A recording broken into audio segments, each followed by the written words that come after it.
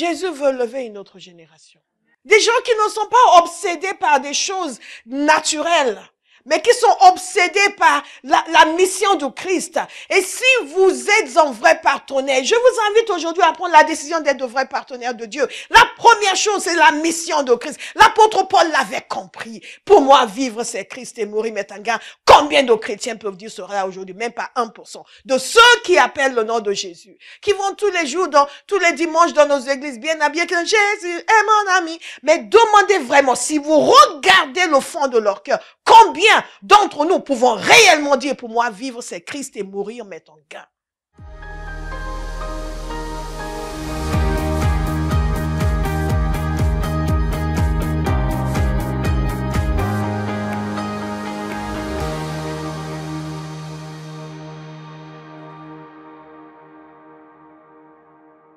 Mon quatrième point, un partenaire, c'est quelqu'un qui travaille activement. Dites activement.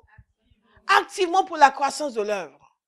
Et pour le ministère. Activement. Il est impliqué partout. Il fait tout ce qu'il y a à faire. Il travaille activement. Avec un cœur sans réserve, comme les hommes de David.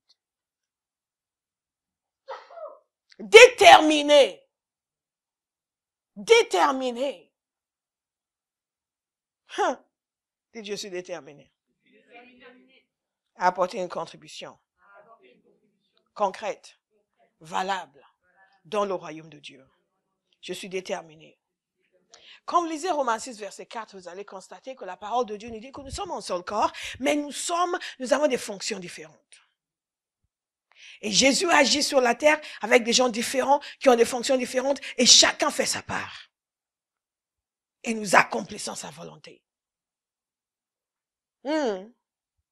Nous accomplissons sa volonté. Les deux articles qui ont été signalés sur mon blog pendant l'annonce, ces deux articles sont tirés du livre Le Feu de Dieu. Sont tirés du livre Le Feu de Dieu. Et ces deux articles montrent à quel point, lorsque nous ne sommes pas consacrés à la mission du Christ, nous pouvons perdre une génération. Et parfois même des générations. Je vous encourage à aller les lire. Et si vous avez le Feu de Dieu, lisez plutôt le Feu de Dieu. Et si nous ne sommes pas, parce que nous pensons que... Comment est-ce que je vais vous expliquer ça? Chaque être humain a un rôle capital à jouer dans la mission de Jésus. Si vous ne le comprenez pas, vous allez donner la priorité à des choses de l'existence humaine, des choses ordinaires. Vous allez quitter la terre sans avoir accompli cette mission. D'autres vont faire comme vous, d'autres vont faire comme vous, et une génération sera perdue. Et après, des générations seront perdues. Des générations seront perdues. L'évangile est arrivé en Afrique au 1er siècle.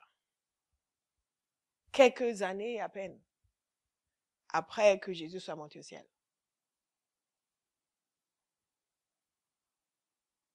L'Afrique du Nord était un des hauts lieux du christianisme dans l'église primitive. Beaucoup des pères de l'église sont issus de l'Afrique du Nord. La région qu'on appelle l'Afrique du Nord aujourd'hui.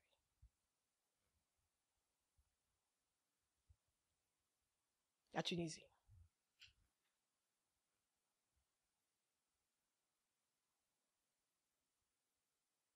On ne le sait pas, mais il y a eu des royaumes chrétiens au Soudan.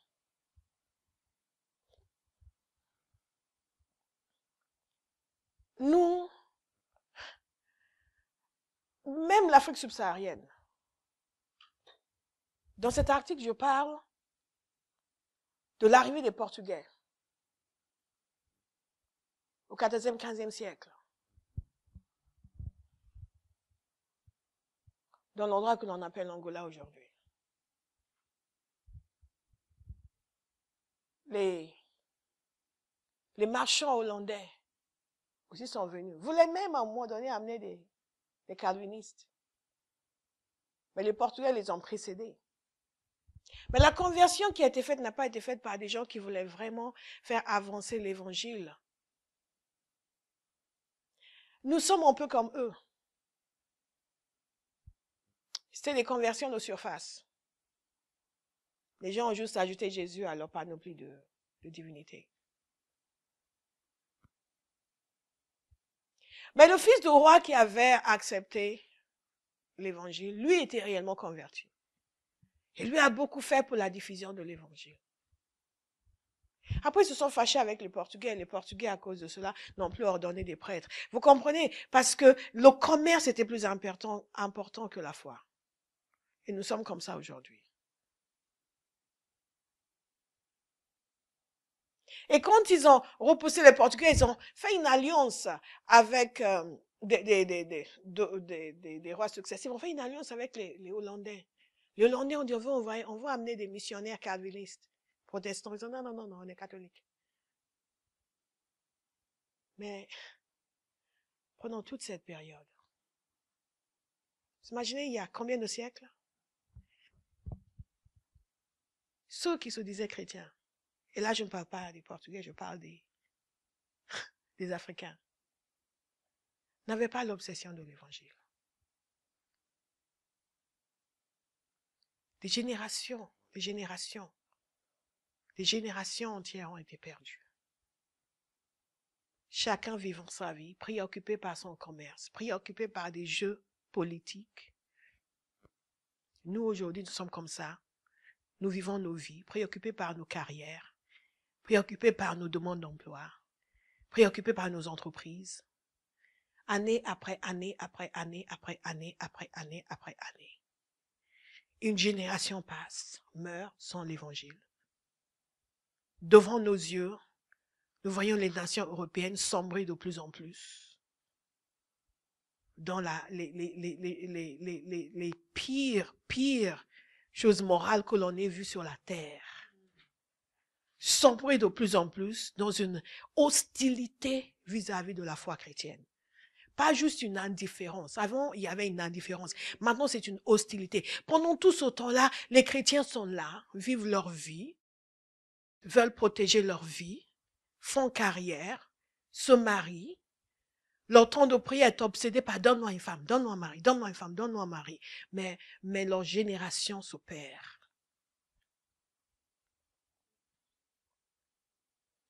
Parfois, notre temps de prière, on peut passer une semaine à tuer tous les sorciers. Si vous faites une semaine pour les tuer tous, vous êtes grave. On passe une semaine à tuer tous les sorciers. Quand on a fini de tuer les sorciers, on va encore faire une autre réunion. Réunion puissance. On est là, puissance. On reçoit la puissance. Réunion suivante, réunion délivrance totale. On fait délivrance totale. Après, la réunion suivante, les réunions, on en finit avec. On en finit avec. Après ces réunions suivantes, tout doit s'arrêter. Enfin, tout va s'arrêter encore. Pendant tout ce temps-là, notre génération meurt. Pendant tout ce temps-là, notre génération meurt. Si ceux qui tuent les sorciers de leur village, et tous ceux qui ne sont pas convertis, ne sont pas sorciers, vous n'allez pas les sauver. Et donc, nous recyclons programme après programme pour continuer à divertir les chrétiens, parce que sinon, ils vont s'ennuyer. Ils vont aller chercher où il y a des programmes. Bien-aimés, quelques leçons de l'histoire. Il a fallu des gens comme Thomas Birch Freeman au 19e siècle pour dire, on va amener l'évangile. Pas le commerce, l'évangile. On ne va pas lier la foi au commerce. Ceux qui étaient venus en liant la foi au commerce ont échoué de façon désastreuse et répondront devant leur Dieu pour le gâcher. Pour des générations qui sont restées sans l'évangile. Et il y a beaucoup d'Africains qui sont venus en France, beaucoup de migrants qui sont venus de pays où la foi chrétienne connaît un essor ou au moins est beaucoup plus vibrante qu'ici. Et ils sont venus ici comme les Européens étaient allés en Afrique pour le commerce. Eux sont venus ici pour le travail et pour l'argent. Et ça reste leur unique préoccupation. Nous sommes en train de commettre les mêmes erreurs. C'est leur unique préoccupation. Travailler autant que possible, remplir leur poche autant que possible. Et tout cela, on continue. Ils enchaînent. Ah, on poste ici, ensuite on poste là-bas. Sans parler de ceux qui enchaînent des petits boulots, ils en font 3 dans la journée. Comment? Et ensuite, ceux qui réussissent, ils sont bien, ils réussissent. Ils vont pas entamer leur crédibilité en parlant de Jésus. Les mêmes erreurs. D'autres peuples, mais les mêmes erreurs. Dieu utilise les circonstances de l'histoire. Il utilise les circonstances de l'histoire. Toujours. Il se sert des circonstances de l'histoire. Ah, il n'y a pas de doute, il y a des gens avaient une abnégation totale, qui ont donné leur vie, qui ont fait tout, et qui ont amené la foi réelle et véritable. Heureusement. Mais beaucoup d'erreurs ont été commises par des gens qui étaient plus préoccupés par le gain que par le Christ. Et les gens sur place qui ont reçu l'évangile, qui étaient plus préoccupés par la politique que par la foi. Kema dobo seketa. Lomane gabos tokote shegede. Maido boso kamane dede. Il y a beaucoup d'églises ici en France qui sont dominées par une nationalité. Et ce n'est pas une mauvaise chose. Mais si l'objectif, c'est simplement de réunir les gens de cette nationalité, et qu'il n'y a pas en cœur pour aller vers les gens qui ne leur ressemblent pas, ils commettent la même erreur. Même s'ils ne vont que vers les gens qui leur ressemblent, du moins annoncer l'évangile. Pas juste être en refuge où on est ensemble et on chante Jésus et ouf. Bien aimé, chaque génération a ses pièges. L'Église est confrontée à des pièges différents dans chaque génération. Nous devons comprendre. Quelle que soit la chose aujourd'hui qui est plus important pour vous que le fait de faire des nations des disciples, ça c'est le piège dans votre vie. Ce qui vous occupe et vous préoccupe, c'est un piège. C'est un piège. Des gens comme Thomas Butch Freeman avaient compris qu'il faut faire un sacrifice. Mon 5e point, et là, il faut vraiment que j'accélère, c'est l'esprit de sacrifice, que vous connaissez déjà. John G. Lake, certains connaissent John G. Lake. Il était un grand homme d'affaires, très riche. Mais dans sa famille, les gens mouraient. Les gens mouraient de toutes sortes de maladies. Lui-même a failli mourir. Il a été mis en contact avec un serviteur de Dieu qui connaissait la guérison divine. Il a reçu sa guérison. Et il a tout abandonné pour servir le Seigneur. Tout abandonné. Il est une des personnes que Dieu a utilisées en Afrique du Sud, dans le réveil qu'il y a eu en Afrique du Sud, parce que lui, contrairement aux pasteurs traditionnels, il prêchait à tout le monde. Les Noirs, les Blancs, tout le monde. Il a formé beaucoup de pasteurs noirs. Une seule vie peut faire une différence extraordinaire.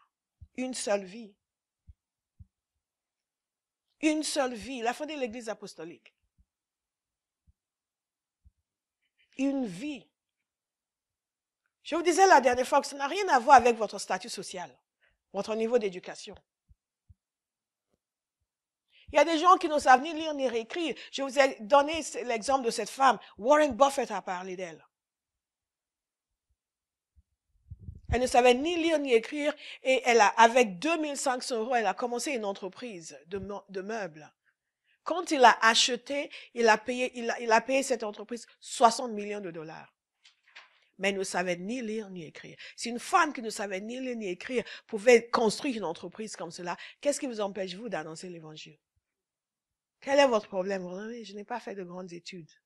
On s'en moque. Mais est-ce que vous avez côtoyé Jésus? Nous n'avons pas d'excuse. Dites à quelqu'un, tu n'as pas d'excuse. Ce qui nous manque, c'est un esprit de sacrifice. On nous a menti, on nous a dit que l'évangile, c'est vous venez à Jésus et tout va se passer bien pour vous, vous n'aurez plus jamais de problème, la vie va être cool. Maintenant que vous êtes à Christ, tout va fonctionner à merveille pour vous. C'est faux. Vous aurez la puissance et l'autorité pour anéantir les oppositions, mais les oppositions, il y en a. Jésus a dit, dans ce monde, vous aurez des tribulations. Donc, au lieu de mobiliser les gens, les former, les envoyer pour faire l'œuvre de Dieu, on passe notre temps à les cajoler, à les encourager parce qu'ils ne comprennent pas pourquoi ils ont des problèmes. Vous avez des problèmes parce que vous êtes sur terre. Nous vivons dans un monde déchu. Dans un monde déchu, il y a des problèmes. Mais vous êtes équipés pour les résoudre. Dites à quelqu'un, tu es équipé pour les résoudre. Un esprit donc de sacrifice. Si nous passons notre temps à essayer d'obtenir le confort maximal, qu'on nous réconforte surtout, nous n'avons pas la constance, la capacité de tenir face à l'adversité. Nous ne pouvons jamais nous sacrifier. Même les petites choses nous paraissent énormes. Les gens, ils sont prêts à mourir. Il y a une petite chose. Dites à quelqu'un, fais une veillée. Je vais prier ça toute la nuit.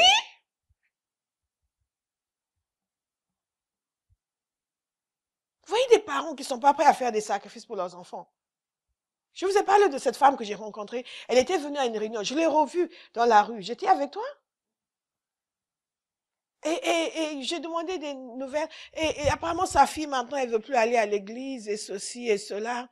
Je dis, mais il faut que vous preniez le temps de jeûner et prier pour elle. Ah, je voyais déjà sa déconfiture. Je l'ai regardé, mais elle ne veut pas jeûner et prier pour son enfant. Qui va le faire? Moi?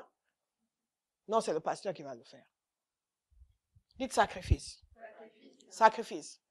Sacrifice. Sacrifice. Sacrifice. Dites-le avec joie. C'est pour ça que l'apôtre Paul nous dit qu'il nous a été donné de souffrir pour l'évangile.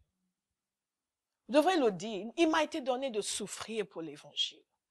J'ai le privilège de souffrir pour l'évangile. Avant, je souffrais pour mes bêtises. Maintenant, je souffre pour l'évangile. Est-ce que ce n'est pas merveilleux? Maintenant, je souffre pour l'évangile. Quelle joie! Quelle joie! Notez rapidement. Comment est-ce qu'on construit un bâti? Avec excellence, avec efficacité. Comme Daniel. C'est un changement de mentalité qui est nécessaire. De cesser de considérer les choses du Seigneur comme n'ayant pas de valeur. Donc, on peut faire et mal faire. Ce n'est pas grave. Dites excellence. Excellence. Excellence. Est-ce que l'œuvre de l'Éternel souffre entre vos mains? Est-ce que l'œuvre de l'Éternel est abîmée par vous, est gâchée par vous? Est-ce que vous amenez la destruction dans l'œuvre de Dieu? Ou est-ce que l'œuvre de Dieu connaît un essor à cause de vous? J'ai vu des gens détruire dans l'œuvre de Dieu et ça ne les a pas dérangés du tout. Mais alors pas du tout. Mais je crois des choses meilleures vous concernant. Amen. Parce que je suis venu appeler quelqu'un aujourd'hui à décider d'être un partenaire. Je ne sais pas si ce quelqu'un c'est vous. Je ne sais pas si ce quelqu'un c'est vous. Parce que nous passons à une autre dimension. Le Seigneur nous avait annoncé une nouvelle saison. Et on voit de plus en plus toutes les configurations de cette nouvelle saison. Quelque chose doit changer. Dites quelque chose doit changer. Je refuse de rester comme j'étais. Ça suffit. Je prends ma position comme partenaire dans l'œuvre de Dieu. Je suis partenaire avec Dieu. Il va pouvoir compter sur moi. Je serai fidèle et loyal. Alléluia. C'est un autre point, la fidélité et la loyauté. On ne cherche pas à gruger les gens. On ne parle pas derrière leur dos. Toutes ces choses nous rendent infirmes. Toutes ces choses nous handicapent. Toutes ces choses font en sorte que quand nous parlons, ça n'a pas l'effet nécessaire. Kamazoku taba sekete. Lembobobo shekata. La parole de Dieu nous dit, il est demandé aux administrateurs qu'ils soient fidèles.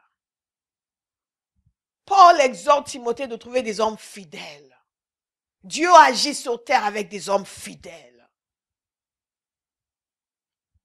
Des hommes fidèles qui suivent les instructions qui sont données. Il y a un passage que j'aime beaucoup dans 1 Samuel chapitre 13. Je ne vous avais pas donné ce passage, je crois. Samuel dit à Saül, le verset 13, « Tu t'es comporté de façon stupide.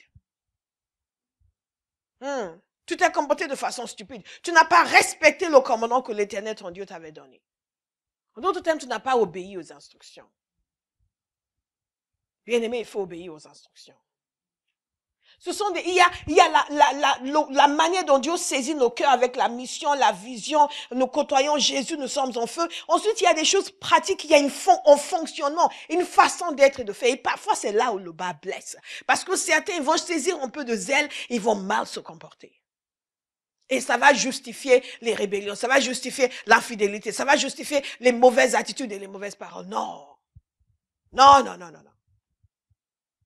Tu t'es comporté de façon stupide. Tu n'as pas respecté le commandement que l'Éternel, ton Dieu, t'avait donné. L'Éternel aurait affermi pour toujours ton règne sur Israël. Mais maintenant, ton règne ne durera pas. Ha!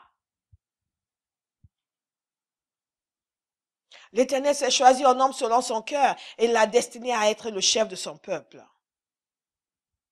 Dieu cherche toujours. Il y a un passage où il nous a dit l'Éternel a trouvé un homme. Parce qu'il cherche. Ce matin à Abba House, il cherche. Je ne sais pas qui il va trouver. Mais il cherche. Il cherche. Il cherche. Je ne sais pas s'il va te trouver. Mais il cherche. Dieu cherche toujours. Dieu cherche toujours. Les gens qui critiquent ça, mais on va pas, toutes ces femmes qui prêchent, vous n'avez aucune idée à quel point Dieu cherche les gens. Même des ânes, s'il pouvait, il les utiliserait. On n'imagine pas à quel point Dieu cherche des gens. Parce que parfois nous sommes nombreux, mais nous ne sommes pas trouvables.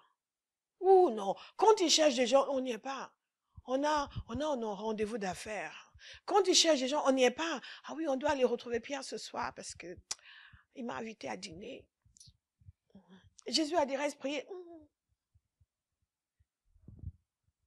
Reste prier. Dieu cherche, Dieu cherche, Dieu cherche, Dieu cherche. Il cherche, dans chaque génération, il est toujours en train de chercher. Il lui faut du monde. Il a dit, priez. Parce que la moisson est grande et il y a peu d'ouvriers. On peut dire aujourd'hui, il y a peu de partenaires. Mais moi, je choisis d'être un partenaire. Je choisis d'être un partenaire.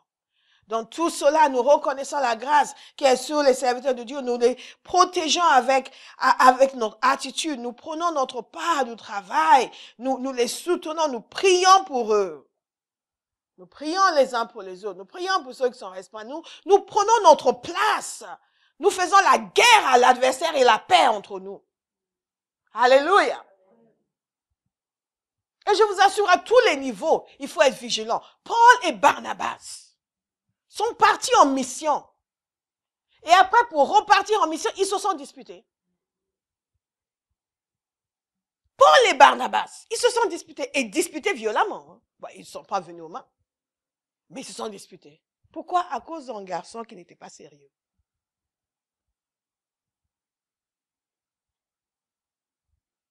Faisons la guerre et l'ennemi et la paix entre nous. Fonctionnons dans l'obéissance, fonctionnons dans la soumission. Un partenaire, c'est celui qui apporte ses ressources dans l'œuvre de Dieu. Lydie était un partenaire. Lydie, à peine convertie. John Wesley disait que il semblerait que la dernière partie d'un être humain être converti, c'est son porte-monnaie. Tout ce que nous faisons pour le Seigneur, à un moment donné, il va nous demander une implication financière. Il va nous demander un investissement financier conséquent. Et ça fait partie du processus par lequel il teste nos cœurs. Si même ce qui est normal, la dîme et les offrandes, nous ne le faisons pas, nous ne serons jamais qualifiés.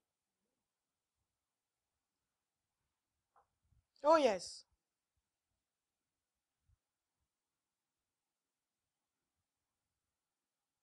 Quand nous sommes obsédés par la mission de Dieu,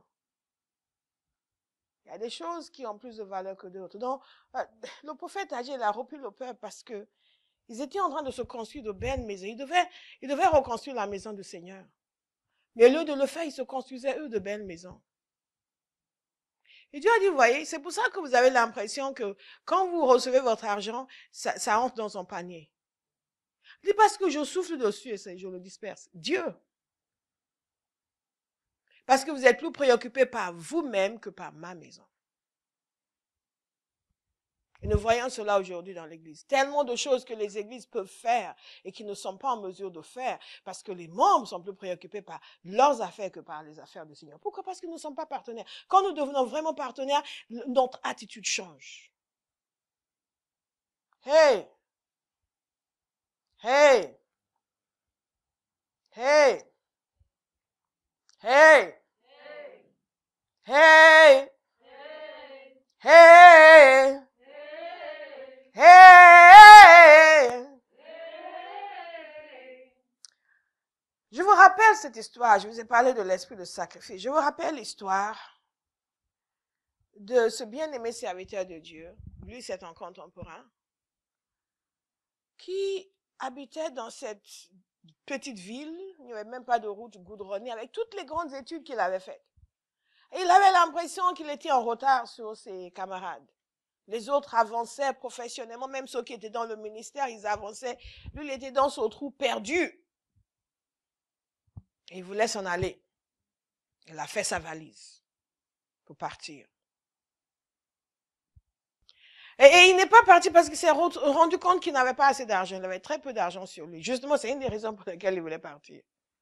Il était affligé par la pauvreté. Et donc, le Seigneur lui a parlé pour lui dire que l'argent n'allait pas être un problème, qu'il aurait tout l'argent qu'il lui fallait s'il voulait partir. Mais que ça allait être marqué dans son livre, pour toujours, qu'il avait abandonné son poste. Wow. Vous savez, avec Dieu, c'est pas quand vous allez mourir, on va oublier. Non. C'est même pas on va garder dans le livre d'histoire. Non. C'est même pas on va avoir le récit dans un musée. Non. C'est l'éternité. Donc, il a compris. Pourquoi? Parce que le sacrifice devenait pénible. Il avait tout donné pour le Seigneur. Mais il avait l'impression que rien ne progressait. Ni sa vie, ni ses finances, ni sa carrière, ni même le ministère. Dites sacrifice. Sacrifice. Je prie que quelque chose entre en vous ce matin. Et que les chaînes mentales soient brisées. Que ce fonctionnement charnel disparaisse pour toujours. Que nous comprenions qu'on ne peut pas prendre une génération en ayant le comportement que nous avons eu jusque-là. Je ne dis pas on ne peut pas avoir beaucoup de monde à l'église. Je dis on ne peut pas prendre une génération. On ne peut pas gagner une génération en ayant le comportement que nous avons eu jusque-là. Tellement de choses que les uns et les autres auraient pu accomplir. Mais on ne veut pas se sacrifier. Et quand le Seigneur lui a dit ça, il a pris conscience du fait que, il ne voulait pas ça contre son nom pour l'éternité. Et je vous répète ce témoignage parce que c'est un des témoignages qui m'ont le plus marqué dans ma vie. Et j'en ai entendu beaucoup. Parce que après, un frère est arrivé, il venait direct de la banque, que le Saint-Esprit lui avait parlé. Et lui a dit, va donner cet argent. C'était son argent à lui. Mais le Saint-Esprit a récupéré son argent pour dire, va donner cet argent à tel frère. Parce qu'il va partir en voyage. Il veut partir en voyage. Et donc, il a dit, mais je peux lui donner demain. Non, non, non, c'est maintenant. Il veut partir maintenant. Va lui donner tout de suite. Il est venu avec l'argent tout de suite. Avec empressement de la banque, il dit, tiens, prends la générale, je ne pars plus. Il dit, je ne pars plus. Mais le Seigneur a dit de te le donner, tu dois partir. Tu devais partir en voyage. Oui, mais je ne pars plus. Mais le Seigneur a dit de te donner cet argent, tu dois partir en voyage. Mais c'est le Saint-Esprit. Prends. Non, non, non. Non, non, mais le Seigneur m'a dit, donc je laisse. Après, tu fais ce que tu veux, mais tu peux me redonner après. Mais là, ils ont argumenté. Il a compris, il dit, non, je ne pars plus. Et ça lui a fait peur. Quoi? Alors que Dieu lui avait dit que ça allait être marqué contre lui, il a quand même envoyé quelqu'un pour lui donner l'argent, puisque tu veux partir. Parce qu'il ne voulait plus se sacrifier. Bien aimé, si vous ne voulez pas vous sacrifier, Dieu ne va pas vous tuer. Il va vous laisser. Il y a beaucoup de gens qui ont refusé de se sacrifier. Et Dieu ne les a pas tués. Ils ont continué à vivre leur vie. Et cet homme aurait pu aller ailleurs, il allait continuer à enseigner. Le Seigneur lui a dit même qu'il allait enseigner, il allait prêcher. Il allait continuer à enseigner, il allait continuer à prêcher. Il allait dire aux gens, Comment ouais, j'étais dans cet endroit, je suis partie. Hein. Et les gens seraient venus lui demander conseil. Mais tu sais, même si Dieu t'a dit d'être là-bas, Dieu est grand, il est bon. Il comprend que parfois c'est trop dur. C'est le conseil qu'ils auraient donné aux gens. Il y a beaucoup de gens qui vous donnent ce genre de conseils aujourd'hui. Et si vous ne connaissez pas le Seigneur, vous allez les suivre. Ah oui, beaucoup ont entendu ce genre de conseils et ont suivi.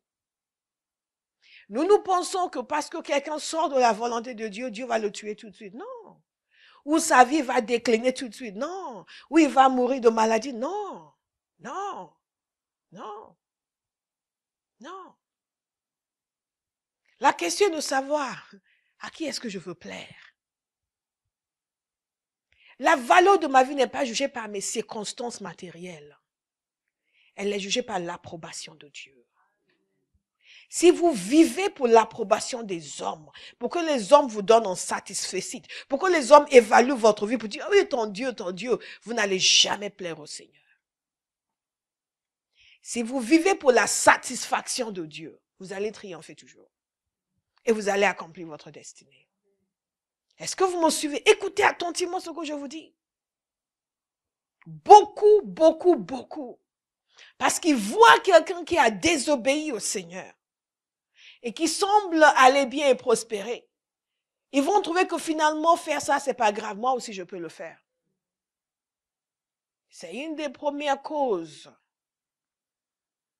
de la rétrogradation dans l'Église. Les gens imitent les autres. Imitent ceux qui n'ont pas fait la volonté de Dieu et que Dieu n'a pas tué. Parce que ceux qui meurent dans le désert, ils sont morts. Ils disent, je ne vais pas faire ça.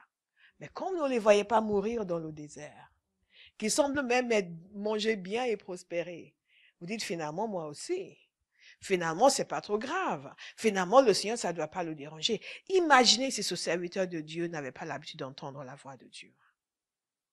Combien comme ça on fait des compromis? J'ai écouté un serviteur de Dieu que je respecte beaucoup et il disait, il y a beaucoup de gens, c'est quelqu'un qui conseille les pasteurs, donc il savait de quoi il parle. Le serviteur, il commet l'adultère. Il est malheureux, Seigneur, pardon, mais il vient prêcher. La puissance est là, les gens sont contents. Petit à petit dans sa tête, finalement, c'est pas si grave que ça. Finalement, c'est pas si grave que ça. Et il va continuer. Et quelqu'un d'autre va le voir dire, mais lui, il fait ça, pourquoi pas moi? Bien-aimé, si vous ne voulez pas vous sacrifier, il y a toujours quelqu'un qui va vous entraîner loin du Seigneur. Alléluia. Dites partenaire. Je suis partenaire. Je suis partenaire. Je suis partenaire. Qu'est-ce qui a fait la réussite de Caleb et de Josué? Ils avaient un esprit de foi. Ils avaient un esprit de foi. Développez votre foi. Ce n'est pas facultatif. Ce n'est pas facultatif. Dieu fonctionne sur terre avec les gens qui lui font confiance. Ce serviteur devait croire que Dieu allait tenir parole. Parce que quand l'argent est venu, il a dit non. Il n'est pas parti. Et ça lui a fait peur. Alors que Dieu lui avait dit clairement que ce qu'il faisait n'était pas bon, il a quand même donné l'argent. En d'autres termes, je ne te retiens pas. C'est mon choix. C'est mon choix de te suivre et de te servir. Vous me suivez? C'est ça notre problème.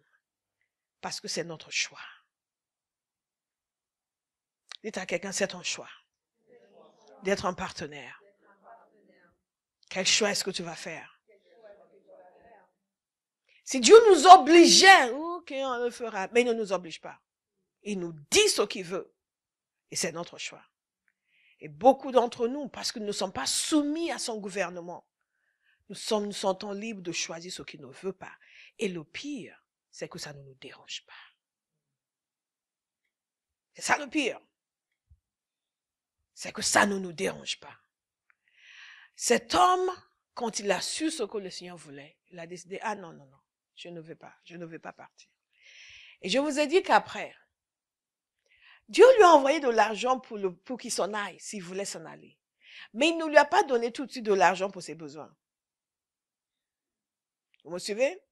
Parce qu'après, il disait qu'il voulait se doucher, il n'avait même pas de savon. Il n'avait même pas d'argent pour le savon. Dieu ne lui a pas envoyé immédiatement de l'argent pour le savon. Quelqu'un ici aurait fait, ok Seigneur, je refuse cet argent pour voyager, mais il faut m'envoyer maintenant l'argent pour vivre. Et là, je vais rester. Vous voyez à quel point Dieu peut nous tester. Pour savoir, pour dire vraiment qu'est-ce que tu faut. Pas vouloir, mais valoir.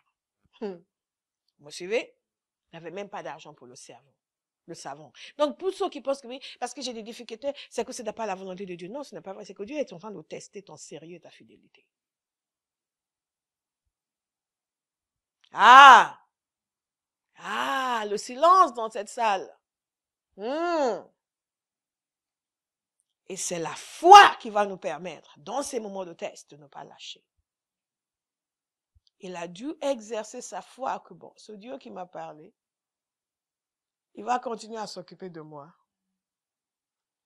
Même le peu de savon qui lui restait, qu'il a fallu sortir avec, il l'a fait avec joie.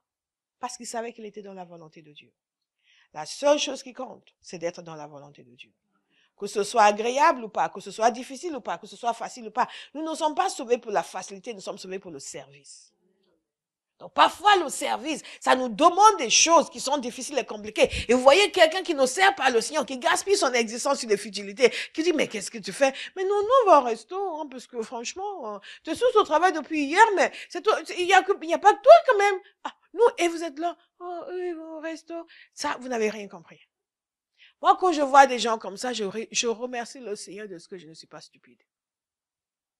Je remercie le Seigneur de ce qui m'a ouvert les yeux pour comprendre pourquoi je suis sur terre. Je remercie le Seigneur de ce que je ne valorise pas les futilités et je ne dévalorise pas les choses essentielles. Alléluia. Dites la foi. Je vais marcher par la foi. Je vais faire confiance à Dieu. En toutes circonstances. Parce que l'œuvre qu'il m'a confiée nécessite la foi. Quand un homme quitte son pays, il va dans un autre pays. Pas aujourd'hui où nous pouvons regarder sur Google Maps. Où la Gold Coast, ça se trouve où? L'autre jour, je regarde, je voulais chercher le pays Ashanti parce que je savais que Thomas Batch Freeman il avait fait un voyage au pays Ashanti. Il a mis des semaines pour arriver. À l'époque, il voyageait à pied. Aujourd'hui, c'est juste 2-3 heures, je crois, de Accra. Je ne suis pas ghanéenne, mais je pense. En voiture. Mais à l'époque, ils ont mis des semaines et des semaines pour y arriver. Donc, je regardais sur Google Maps pour voir où. Et il y a un homme qui, dans cette époque-là, est capable de prendre la décision, de prendre le bateau pendant 1 mois, je crois, pour arriver au Ghana et y passer sa vie. En dépit de tout ce qu'il a fait, 2 épouses il a perdu. Mais il continuait à croire que Dieu allait toucher les gens du pays. Et Dieu l'a utilisé puissamment. Puissamment. Puissamment.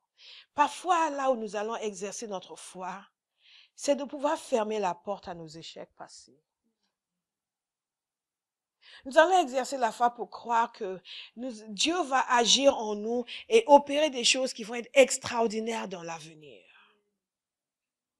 Que je ne suis plus ce que j'étais. Et je ne suis plus paresseux comme j'étais. Je choisis aujourd'hui d'être ce que Dieu veut que je sois. Et de faire avancer son évangile dans ma génération. Chaque génération a besoin d'hommes et de femmes qui vont se décider pour se donner totalement à Dieu. Il y a des choses que Dieu a préparées pour une génération qui doit être libérée à travers un individu. Un homme et une femme qui va accepter de faire sa volonté. Lorsque nous parlons d'excellence dans tout ce que nous faisons, nous devons considérer que Dieu vaut la peine. Que son œuvre vaut la peine. Que ce pour lequel Jésus est venu nécessite une implication sérieuse et excellente. Et fructueuse. J'assume la responsabilité de porter du fruit. J'assume la responsabilité d'avoir des résultats. J'assume la responsabilité de réellement voir l'impact de mes interventions dans la vie d'un homme et d'une femme.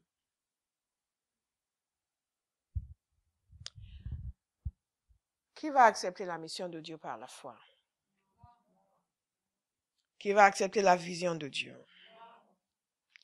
Qui va accepter d'exercer la foi dans tout ce qu'il fait pour l'avancement du royaume de Dieu.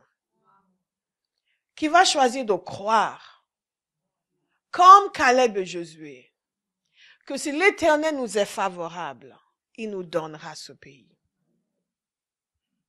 Qui va comprendre qu'aucune nation n'est trop grande pour Dieu. Aucune nation n'est trop puissante pour Dieu.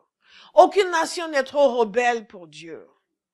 Que ce que Dieu cherche, c'est des hommes et des femmes qui vont dire, me voici, comme Ésaïe devant le trône, envoie-moi. Des hommes et des femmes qui vont se lever, qui vont faire comme Thomas Birch Freeman, qui vont laisser leur confort derrière et qui vont faire ce qu'il faut.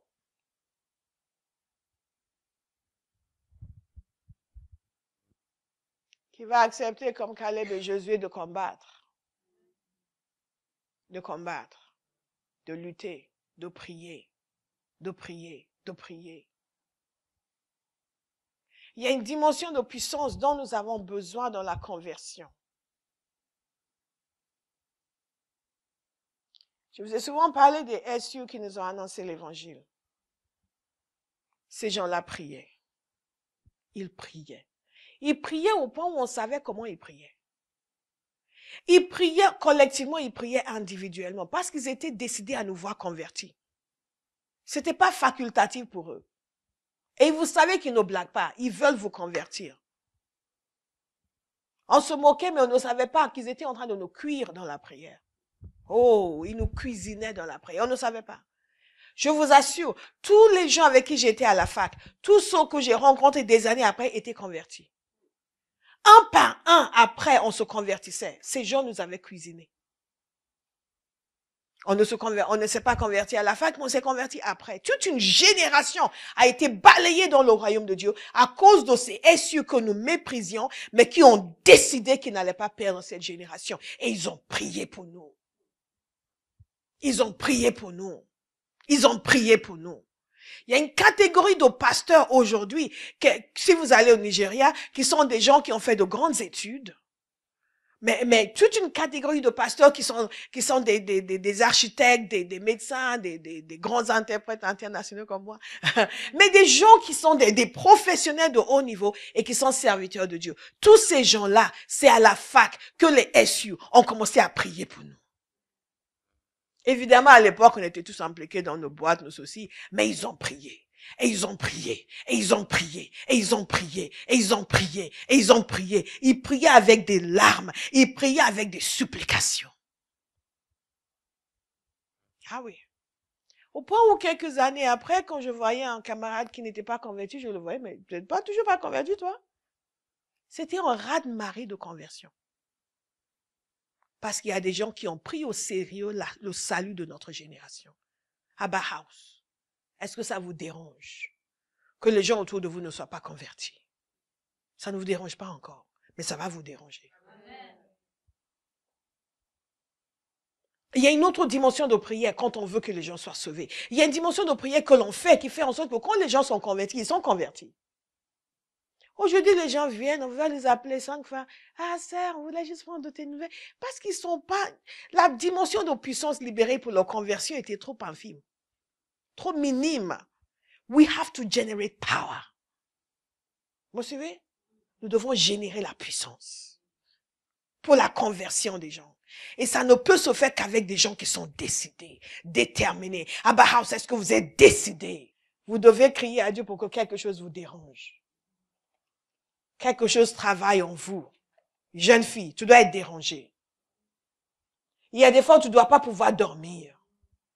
Parce que tu rentres à la maison et tu vois tous ces gens et tu sens leur détresse et tu sens le cri du Saint-Esprit qui te dit, ils sont pas sauvés.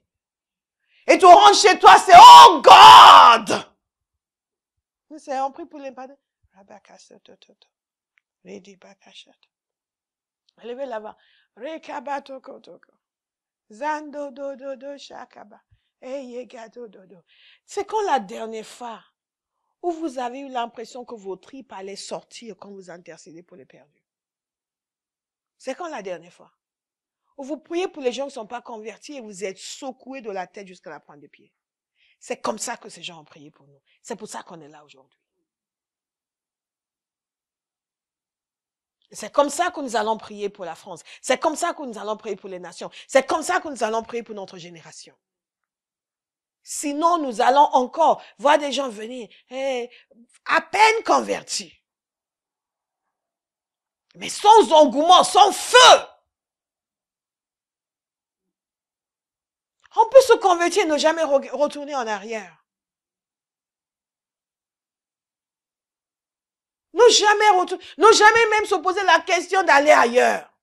Je me suis jamais posé la question d'aller ailleurs. Pour chercher quoi? Parce que quand je me suis converti, mes yeux ont été ouverts. Et j'ai vu, what? Ce monde existe, j'étais tellement conscient de la réalité de Dieu. Nous allons prier. Parce que nous exerçons notre foi sur la base de la promesse de Dieu. Et nous prions.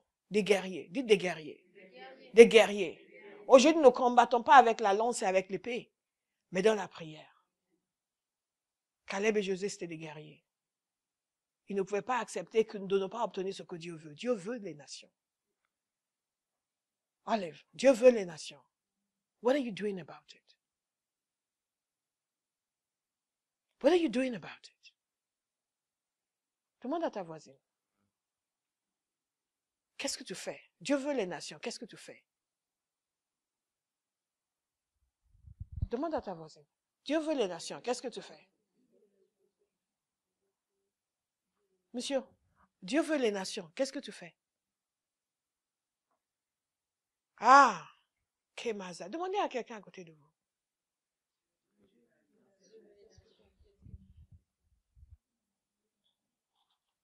Kamazo Kabasa. Une dimension de foi, une dimension de prière. Nous ne pouvons pas nous permettre de ne pas prier. Nous avons trop de choses à faire. Une dimension de prière qui va libérer une puissance de telle sorte que, où qu'ils soient, ils diront oui. Ils diront oui. Ils diront oui. Ils diront oui. La puissance que nous libérons pour les amener à Christ doit être infiniment supérieure à la puissance qui les retient.